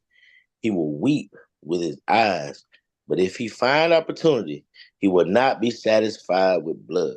And that's what this devil did. Literally to all three of them brothers, man. Speak sweetly. Hey, I got you, man. Hey, just pull up. I got you. I'm going to hook y'all up. Right? I'm going to hook y'all with that CZP-10, the AR-15. I got you with the shotgun. I got you with the Taurus. I got you all of this, man. We're going to shoot some shots. Might play some Call of Duty after. And Jake didn't realize that was going to be his last shot. This devil's going to use him as target practice and threw him into a pit. If he find opportunity, he would not be satisfied with blood, and killed all three of them. So, like Chaazaq said, man, never trust thine enemy. Thanks a lot, y'all. Go ahead, King. It just goes to show you how bad and how deep the generational curses have created a gap in between our people, man, because brothers like them and sisters like them are many, but they grow up with that mindset because their parents have moved them into these all-white neighborhoods and communities thinking that they're giving their child a better life, because their parents don't even realize that they're living under curses from the Most High for not keeping the laws. So they think that, oh, I'll just move out the ghetto. I'll take my kids and I'll go live amongst white people. The problem is that everything that happened with Israelites is put on the Jumbotron. So you think all killers and all malicious people look like you.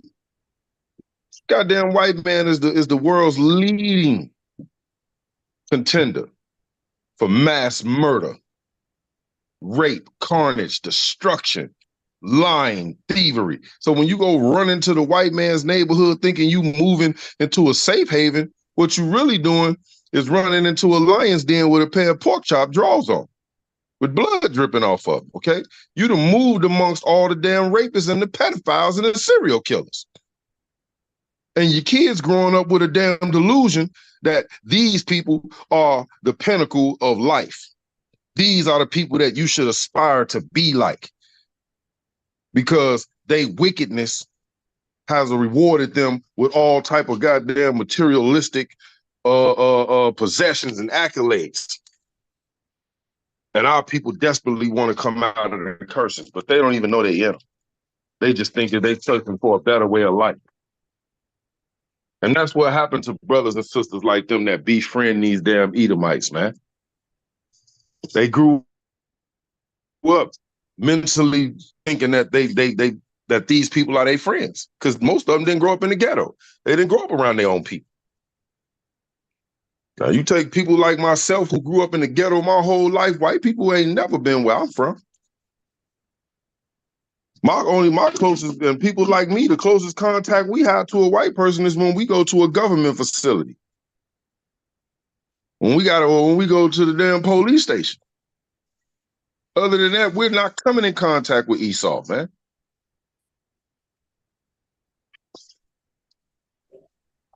So our people gotta, that's why our people gotta stop thinking that the white man is the savior.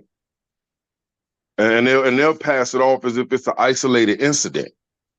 Oh, you can't take what one white person do and stamp it on all white people. Well, damn it, that's what they do to us. So what's good for the goose is good for the gander. If one white man goddamn brutally mutilated a sister, all y'all ass to do it. Because that's the way they do us. They don't let one isolated incident be considered an isolated incident. We all got to wear the brand that comes from one brother or sister's mess up. But when it comes to them, it's not, the status quo is not the same anymore. Now that's an isolated incident. That's just one disturbed, troubled child. And they don't even call him that. They try to justify his behavior and put him off in some type of damn facility to get mental health. Who the hell kills 3 people and get house arrest? Let my black ass slap some damn body. I'll be in jail for the next damn 120 days.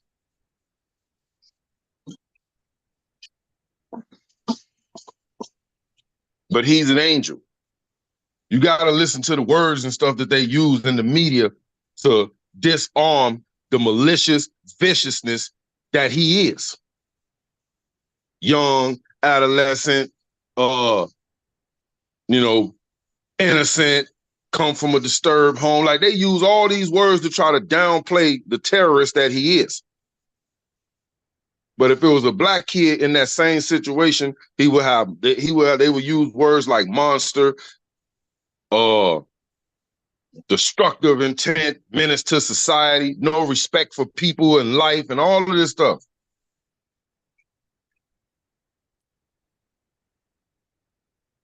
But my point is, they lose their life because they being brought up around their enemy, and their parents is the ones raising them around the enemies, man, to help create that delusion.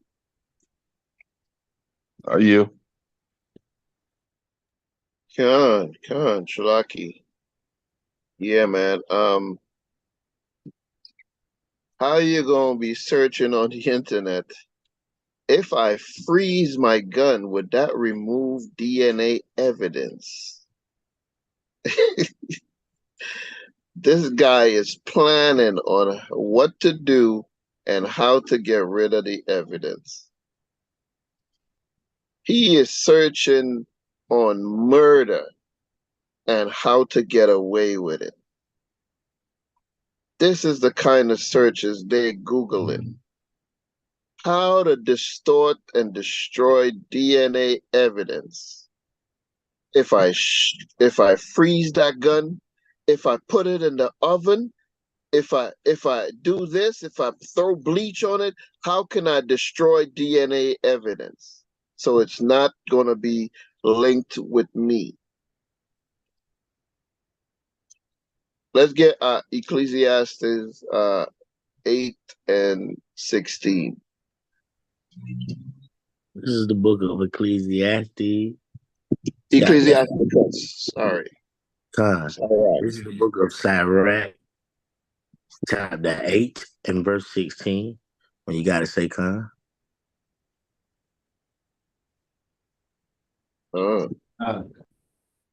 Strive not with an angry man, and go not with him into a solitary place, for blood is as nothing in his sight, and where there is no help, he will overthrow thee. Blood is nothing to these people. They grew up with blood. They drink blood. They are taught when they hunt their first kill, they got to eat the heart of the animal. They got to drink the blood of the animal because it gives them the power and the strength of the animal that they slaughtered. Blood is nothing in their sight. As a people, we are taught, pour out the blood. Don't drink the blood. Don't eat the blood. That's not what they do. When they cook their steak, they want it 5 seconds on one side, 5 seconds on the other side. And that's them just trying to be nice. We see a whole lot of them eating raw meat. They don't even want to cook it. Blood is nothing in their sight, man. That brother took that sister on a date thinking she's going to have a great night.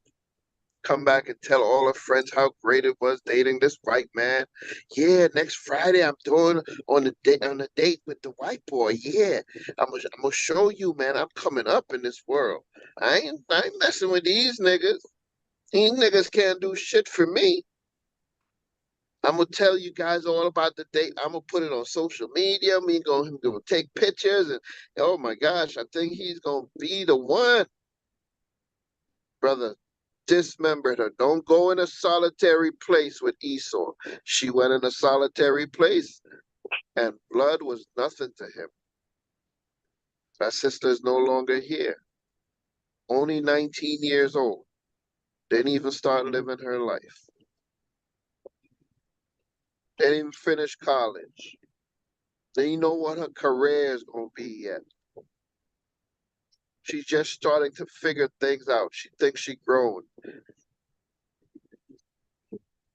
These people are exactly as the scripture describes, man. Why are we still, so much of our people still not understanding this, man?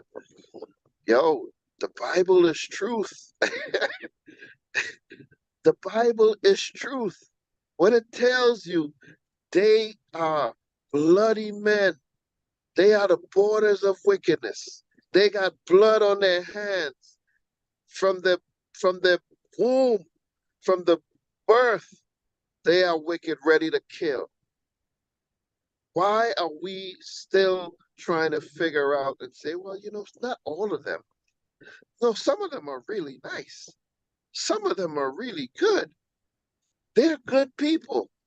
No, the Bible says only one is good. That's God. None of them is good. Why are people still trying to go against the word of God, man? Because they brought you sandwich? They cooked that sandwich in a damn toilet. Them people nasty as hell. Don't eat from them. Don't eat their potato salad with raisins in it. Don't eat nothing from them. If they bring it to you, say, oh man, thank you so much. I appreciate this. Put it in your bag, inside of another bag, and throw that shit in the garbage. Don't eat it. Because they cooking up poisons to kill you. That's all that's in their heart, man. We gotta wake up, man. We gotta do better as a people, man. This dude is searching on the internet, not cheat codes for the video game, but how to hide DNA. Yeah, brother's hand is up. I yield. Hey, Salaki, I got a precept. Habakkuk 1:4. And I read, says, therefore the law is slack and judgment do never go forth. I mean, this guy murders 3 people. They find a gun, find drugs, and he go home with an ankle bracelet. If that was one of us, we would get no bond. Held without bond. And probably wait 2 or 3 years before the trial even, starts. I yield on that. Hey, let me just show this one video from my yard. And speaking about murderers, man, I used to watch this show. I'm ashamed. When I was in the world. There's a show called Dexter. Anybody heard of that show before? That's who they are, man. They look innocent. Yeah. Right? They're actually working with solving murders. And they're the murderers. Yep. Working in the police force, God. And he's a serial murderer. And he's a serial murderer. He's going on to 8 seasons. Ain't get caught yet. Or if he did get caught, he killed the people that caught him. Like this is undercover psycho. This is literally who they are. Hey, Salakia. You gotta remember, these shows come from the mind of someone. To write this show means you're tapping into a side of yourself to come up with this damn plot and this twist. I mean, you've literally sat back and thought about these murders, how to succeed with them, get away with them. You have a level of understanding of the judicial system and how it'll come after you and how to elude them. This is coming out of the mind of people, man. When you write movies like them, you really testifying to the damn psychotic mindset that you have.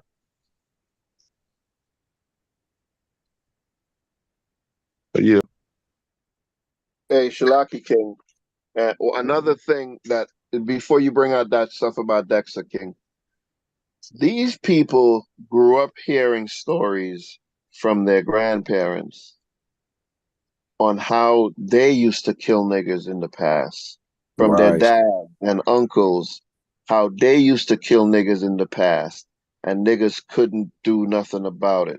How they were choking boys and girls out, how they were burning down people's homes, how they were doing raids on churches and raids on random people, taking people into the woods, a whole group of them, and beating the crap out of somebody to death. This is their legacy. That is their history, right? They grow up hearing all of the stories of the murder. They grow up with their grandparents having souvenirs of people who got hung and postcards sent around as celebration of our death. Their grandparents still got probable chests and cabinets in their basements and attics with souvenirs, with shoes made of Negro skin and books made of Negro skin and bags and all of these things, chairs and stuff with our hair in it. This is their history. Our death, our murders mean nothing to them, right? As the brother said, they find themselves not guilty. This is part of my history. How am I going to be guilty for killing a nigga? My grandparents, all of my uncles, they got to kill niggas. Why I can't kill a nigga now? That's their history. I yield. Con. This the one Dexter right here. And look, his own son. My dad is a killer. Like father, like son. And look at the bottle that he's drinking. It's blood. Right? And this other show as well, too. This one is called You. This guy's a serial killer, boy, all throughout the show. And it was one episode, the father caught him in a basement. The father knew what was going on. The father caught him in the basement, and he kidnapped a woman and put her in a cage in the basement and was torturing her, right? The dude left. The son left. I think he went to the store or something. The father heard banging on the door, and he's like, what the hell is that? He checked downstairs in the basement. He see a lady trapped in a cage. And he's shocked. He's scared. He's like, what the hell is going on? And then she said, help me, please help. There's a guy, he just locked me in here. Please help me. Right? You know what the father did? Instead of opening the cage and letting her go, he kept her in there. He kept her in there. And started helping his son. Help killing people. My son is a good boy. Right. That was a show, right? Yeah, You. It's right here on the screen. Okay. The same thing happened up in the show. I think it was called The Dome. Literally. She was trying to escape her ex-boyfriend or whatnot.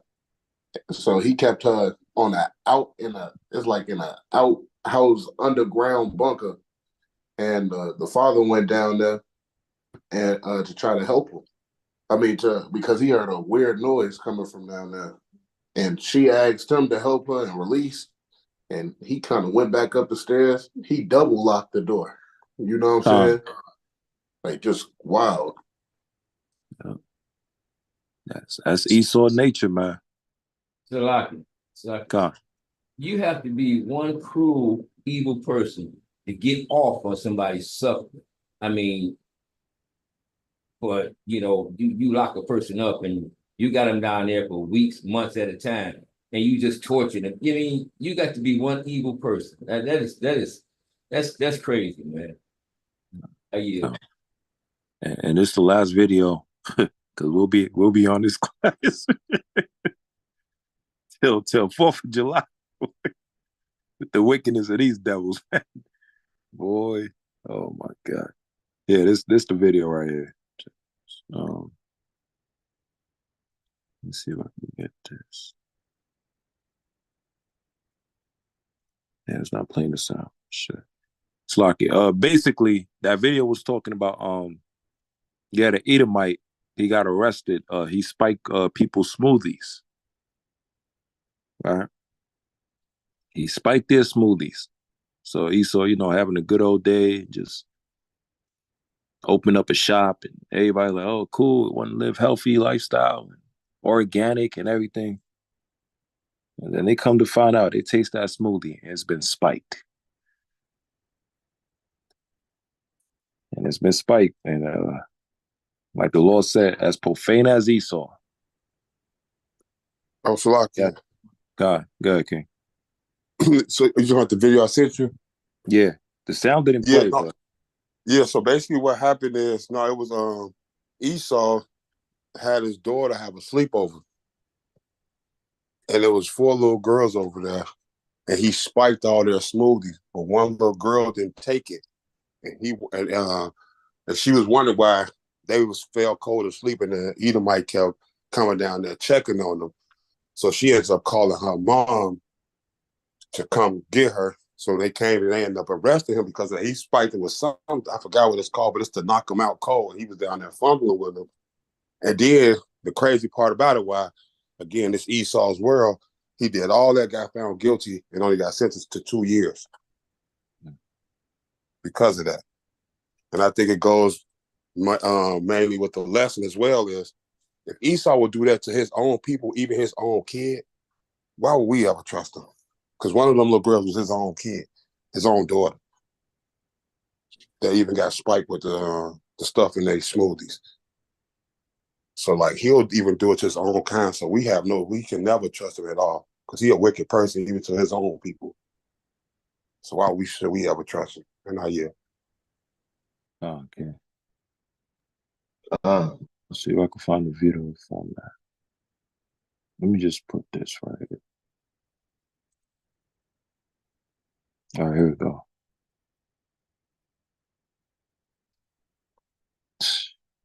Never trust thine enemy. He's like, yeah, kids, we just gonna have a healthy drink, organic,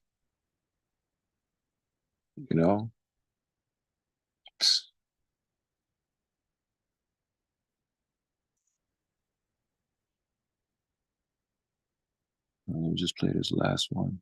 Chaazaq, is there anything else you want to say, or just play this last video? Salaki, I come make somebody say I should do a part 2. God. Yeah, we'll put that in the works, Hawk. We'll put that in the works. Next month, we're going to have a whole list of new teachers as well for more HOI. This Thursday will be Chaazaq from HOI DC. It'll be Chaazaq. To close out the month, he got a very beautiful lesson as well, too. Right? Yeah, Chaazaq from HOI DC. The name of the lesson will be called Follow the Money. And you'll find the cry. But once again, all praise Yahweh Bashim Shai. Beautiful, beautiful lesson again. Beautiful reading, breaking down scriptures, interaction. Yeah, I was trying to get the sister back on, but was able to play the video as well too. So never trust thine enemy, man. As iron rusteth, so is their wickedness. Khan? Khan. Right, so I'll give you at least 30 minutes. I said 30 minutes, man. 30 seconds. 30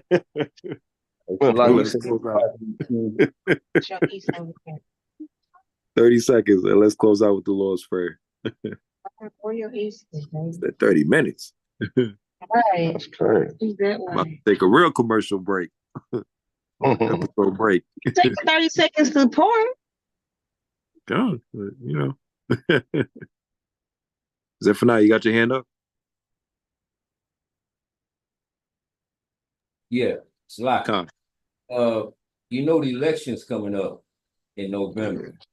The last election, I think it was in 2019. Our people, was steady saying, we go vote for the lesser evil. I mean, lesser evil, more evil. That don't even make sense. But, you know, Biden didn't do nothing for us. Trump didn't really do nothing for us. So here we go again with round 2 of the lesser evil. I know they're going to be saying the same thing. You ask me who you voting for, the lesser evil. I mean, how stupid can you be? I mean, why not just not vote at all? Because neither one of them will do anything for us. So, and the only one who do something for us, Yahweh Shai when he returns. So, but a lot of people don't, you know, don't know that. So, I mean, here we go again. I yield. Definitely wild, man. Salakia. Go ahead, King. I'm just sitting thinking like how they be letting these white people off when they do these heinous crimes to black people. I just feel like if they do go to jail, man, the black people are gonna kill them once they find out what you did. So it's like they be protecting them all the way around. They don't want like literally nothing to happen to them. Cause I see like it coming from their eyes, it's like, yeah, he did a good thing for us. You know, he's standing on our history. You know what I'm saying? Like we got to make sure we got to protect our own. You feel me? And I know just be some brothers in jail ready to kill the shit out of Hunky, man. I know I'll be ready.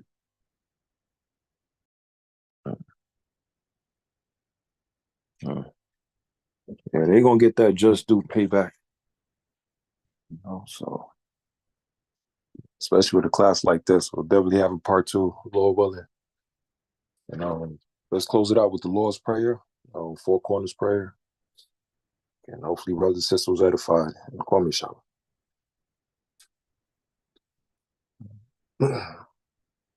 So this is the Four Corner Prayer and also the Lord's Prayer. Shemai Yasharallah Yahweh Allah Haynawa Yahweh Ahad Abanawa Shabashamayim Kodash Haya Shamka Yahweh Malakovka Taba'a Ratazaka Haya Aija Barataza Kawa Haya Bashamayim Natananawa Lacham Hayuam Wasalachnawa Chabuafnawa Kasalachnawa Chabuafinawa Wala'a Tabiyainawa Banasayawan Abal Hawashainawa Mayan Rai Kaya Laka Amalakwaf Wahala Wataparaf Labalamium Amen. Our Father which art in heaven, hallowed be thy name. Thy kingdom come, thy will be done on earth as it is in heaven. Give us this day our daily bread, and forgive us our debts, as we forgive our debtors. And lead us not into temptation, for thine is the kingdom, and the power, and the glory forever and ever. Amen. This is the curse upon the heathens, especially Esau. Yahweh Bashim Yahushai, Bashim Kadash, Shalak, Rayim, Wa, Anashim, Wa, Abadim, Wa, Haragim, Wa, Mashapatim, Al Kal Adawamim, Wa, Gawamim, Wa, Ayeb Noah, Babukasha, Tawara, Tawab, Iwalam. Amen. We pray, Yahweh Bashim Yahushai, you bring death and destruction and wrath and righteous judgment against the heathens and against all that come against us, against the nation of Israel. Tawara, Tawab, Iwalam. Amen. We ask Yahweh Bashim Yahushai to please guide us and protect us and to watch over us and to strengthen us with knowledge, wisdom, and understanding in these last days. Strengthen us mentally, physically, spiritually, also bless us as well financially, and give us the spirit to overcome all trials and tribulations and be ready for the kingdom of heaven and of Yahweh Bashim Yahushai, and to bring destruction of our enemies and also to protect us from the ways of Satan. Tawara, Tawab, Iwalam. Amen. Cool. Cool. All right.